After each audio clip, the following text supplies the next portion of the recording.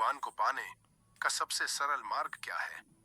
माता से ढहिए ये रोचक कहानी हमें अपने अंदर बैठे ईश्वरीय अंश की काम, क्रोध, लोभ, मोह और अहंकार रूपी भेदियों की से रक्षा करनी चाहिए। एक गांव में एक बूढ़ी माई रहती थी। माई का आगे पीछे कोई नहीं था, इसीलिए बूढ़ी माई बेचारी अकेली रहती थी। एक दिन उस गांव में एक साधु आया। बूढ़ी माई ने साधु का बहुत ही प्रेम पूर्वक आदर सत्कार से कचाट किया। जब साधु जाने लगा तो बूढ़ी माई ने कहा, महात्मा जी, आप तो ईश्वर के परम भक्त हैं। कृपा करके मुझे ऐसा आशीर्वाद दीजिए जिसके से मेरा अकेलापन दूर हो जाए। अकेले रह रह करके ऊब चुकी हूँ।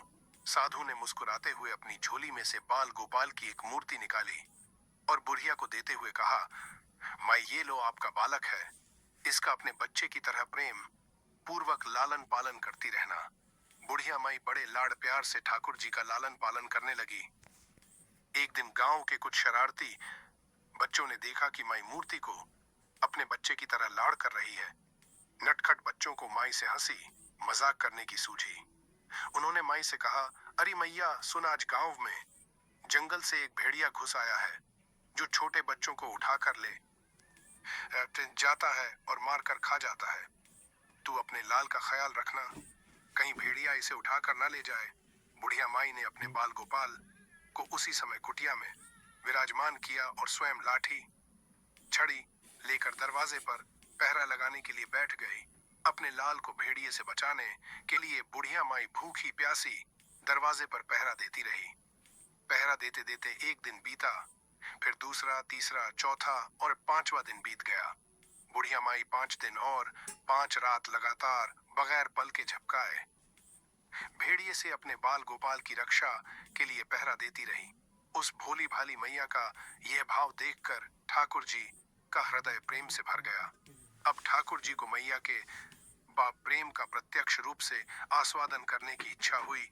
भगवान बहुत ही सुंदर रूप धारण कर वस्त्राभूषणों से सुसज्जित होकर माई के पास आए। ठाकुर जी के पांव की आहट पाकर माई डर गई कि कहीं दुष्ट भेड़िया तो नहीं आ गया मेरे लाल को उठाने। माई ने लाठी उठाई और भेड़िए बच को भगाने के लिए उठ खड़ी हुई।